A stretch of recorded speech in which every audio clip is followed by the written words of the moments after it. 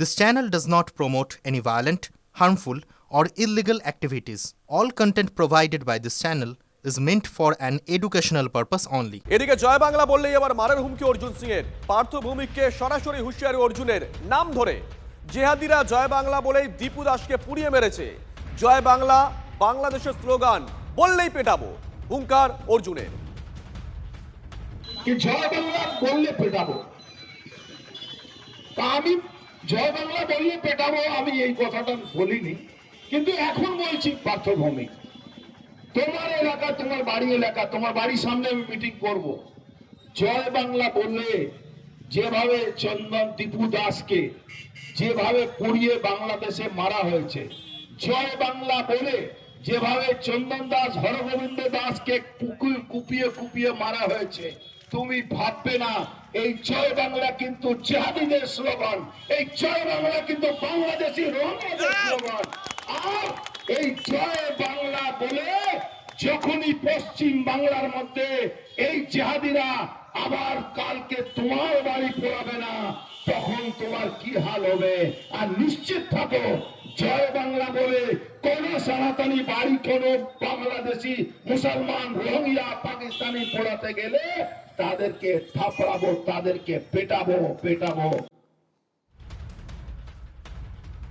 অর্জুন সিং বলছেন সরাসরি জয় বাংলা বলতে শুনলেই এবার মার হবে, এবার পেটাবো। জেহাদিরা জয় বাংলা বলেই দীপু দাসকে পুড়িয়ে মেরেছে।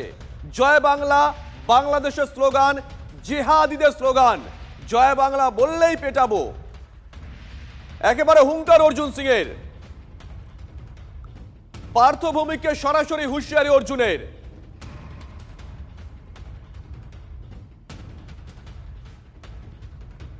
এই মুহূর্তে আমাদের সঙ্গে রয়েছেন তৃণমূল কংগ্রেস নেতা জয়প্রকাশ মজুমদার। জয়প্রকাশ বাবু, শুভজিৎ রয়েছি। জয়প্রকাশ বাবু, অর্জুন সিং বক্তব্যটা একটু আগেই দর্শকদেরকে শুনিয়েছি আমরা। তিনি বলছেন জয় বাংলা বাংলাদেশের স্লোগান, জিহাদিদের স্লোগান। এই স্লোগান বলেই জিহাদিরা দীপু দাসকে পুড়িয়ে মেরেছে। জয় বাংলা বললে এবার পেটাবো। এইসব মানে আন্তর্জাতিক ইস্যু নিয়ে কথা বলতে অশিক্ষিত অর্জুন সিংকে কে বলেছে? কিছুই বোঝেন না, কিছুই জানেন না। বাংলাদেশে এত গন্ডগোল, মোদি চুপ করে বসে আছেন কেন? উনি বলছেন পেটাবো ঘরের লোকজনদের, বাংলার লোকজনদের। আর বাংলাদেশে এই ঘটনা ঘটছে, চোখের সামনে দেখছে। ইন্দিরা গান্ধী হলে ব্যবস্থা নিত, আর মোদি 56 ইঞ্চি ছাতি নিয়ে ঘরের মধ্যে বসে আছেন, ঘরের দরজা ভয়ে ঘরের দরজা বন্ধ করে বসে আছেন। আর এখানে হুঙ্কার দিচ্ছেন অর্জুন সিং, কাদের না এখানে পশ্চিমবঙ্গে জয় বাংলা বলে পেটাবো। আহারে কি বীরত্ব! দরকার হলে বর্ডার ক্রস করে ওদিকে গিয়ে লড়াই করুন না, দেখি মোদির সঙ্গে নিয়ে। মোদিও চুপ, অমিত শাহ চুপ, সব হজম করছে। আর এখানকার এই বীর পিঙ্গম সব গঙ্গা ফড়িংগুলো তারা তিরিং তিরিং করে লাফাচ্ছে। লজ্জা হওয়া উচিত তাদের। যদি সত্যি মনে হয় দীপু দাসের কথা, তাহলে মোদিকে ফোন করে বলুন কি করছেন আপনি, সেনা পাঠান। দেখি না ইন্দিরা গান্ধীর মতন সাহস আছে কিনা আপনার, পারবেন বলতে? বুঝতে পেরেছি। এইসব বাংলাকে অসন্তা করার জন্য বলছেন। আর উনি যদি জয় বাংলা পশ্চিমবঙ্গে কেউ বলার জন্য পেটাতে যান, তাহলে তিনি কতখানি পিটুনি খাবেন তিনি নিজেই জানেন না। ধন্যবাদ।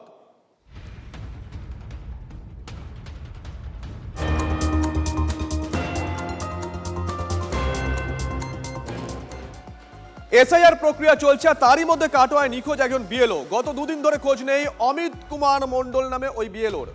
বাড়িতে পড়ে আছে তার মোবাইল ফোন, বিএলও পরিচয়পত্র, এসআইআর সংক্রান্ত বিভিন্ন কাগজপত্র। এসআইআর শুনানি শুরুর আগে বিএলও নিখোঁজ হয়, রীতিমতন শোরগোল পড়ে গেছে। কেতুগ্রামের উদ্ধারণপুর প্রাথমিক স্কুলের শিক্ষক অমিত বাবু গত মঙ্গলবার বিএলওদের মিটিংয়ে যাচ্ছেন বলে বাড়ি থেকে বেরিয়েছিলেন, তারপরে আর বাড়ি ফিরেননি। কেন ফোন রেখে বেরিয়েছিলেন অমিত বাবু তা এখনো বুঝে উঠতে পারছে না পরিবার।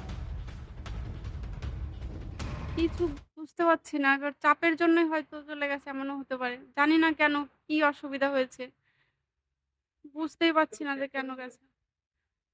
তাও তো জানি না, আমরা কিছু জানিই না এই ব্যাপারে। কাজে বেরোচ্ছি বলে বেরোলো, সেই মানুষ আর বাড়িতে ফেরেনি। সকালবেলা বিওলোর কাজে গেছিল, বিওলোর কাজের থেকে বাড়িতে এসে ঘরে বসেছিল, দিয়ে বললো আমি একটু ব্লকে যাব। দিয়ে ব্লকে যাওয়ার নাম করে বাড়ি ফিরে গেছে, আর বাড়ি আসেনি। খোঁজাখুঁজি করছে? হ্যাঁ, খোঁজাখুঁজি করেছি, ছোট ছেলে থানায় মিসিং ডায়েরি করেছে, খোঁজ পাওয়া যায়নি। আমার দাদা অমিত কুমার মণ্ডল গতকাল বিএলওর কাজ করে এসে কাগজপত্র রেখে দিয়ে ব্লকে কাজ আছে বলে বেরিয়েছে। তারপর আর খোঁজ পাওয়া যাচ্ছে না তার। প্রশাসন সাহায্য করে সেটার ব্যাপারে আমরা ভাবছি যে প্রশাসন যাতে আমাদের পাশে থেকে আমাদেরকে সাহায্য করে দেয় এবং তাকে যাতে বাড়ি ফিরিয়ে আনে, এটাই আমাদের চেষ্টা। তার কাজ ছিল, সে সমস্ত কাজ গুটিয়ে কাগজপত্র বাড়িতে রেখে গেছে, কিন্তু তারপর থেকে তাকে আর খুঁজে পাওয়া যাচ্ছে না। আমরাও চেষ্টা করছি তাকে খুঁজে বার করার, এবং প্রশাসনকে অনুরোধ করব যাতে তাকে খুঁজে বার করার ব্যবস্থা করে তার বাড়িতে ফিরিয়ে দেয়। নির্বাচন কমিশনের চাপিয়ে এই অবস্থা তৈরি হচ্ছে বিএলওদের। এখনো সেরকমভাবে কোনো খবর আমার কাছে এসে পৌঁছায়নি। 23 নম্বর বুথের বিএলও অমিত কুমার মণ্ডল, ওনাকে পাওয়া যাচ্ছে না। হয়তো কোনো রাজনৈতিক কোনো প্রেশার থাকতে পারে, আমি ঠিক বলতে পারবো না। আমি খোঁজ খবর নিয়ে আমি দেখছি ব্যাপারটা।